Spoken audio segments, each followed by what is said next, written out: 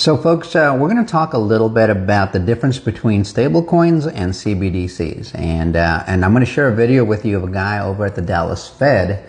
And, before we even show that, let me point out the obvious. The people at the Fed, not just the Dallas Fed, not just in America, but around the world in high levels of government and financial institutions, they're having this conversation. And it's not just a conversation, they're acting on it. They're implementing, they're adopting, they're building.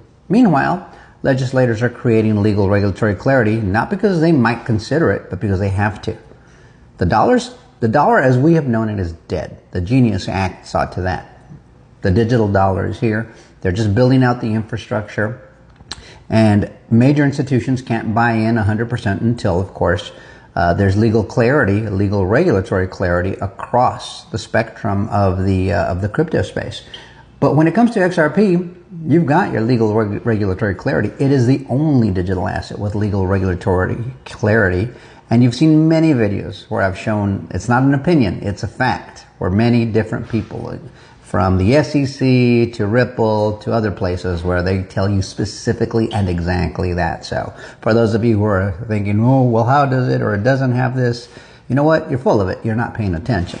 And if you're not paying attention, I got no patience for you.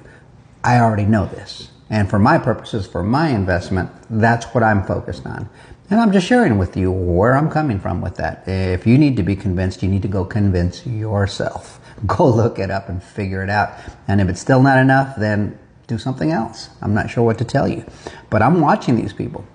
And these people are serious people that matter in the financial, in the global financial system.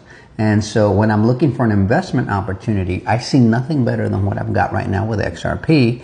And so that's why when these dips come, there are opportunities. Yeah, there's a little manipulation in the market. Let it continue. It won't last forever. It never does. And I've seen this countless times in the crypto space. And it always pays off to buy the dip, especially with digital assets where you know what you hold. You understand the value of that investment. So these guys are talking about CBDCs and stablecoins. Now, CBDCs, the way I see it, are central bank digital currencies. And exactly as the name implies, a central bank owns that digital currency and they loan it out to you, in the form of maybe your salary or whatnot. But whatever the case is, they end up owning it. And they can program that stuff. It's never yours. A stable coin is more like private money, where you have more control over it, so long as you meet the minimum requirements by the Treasury Department in the United States, for example. And so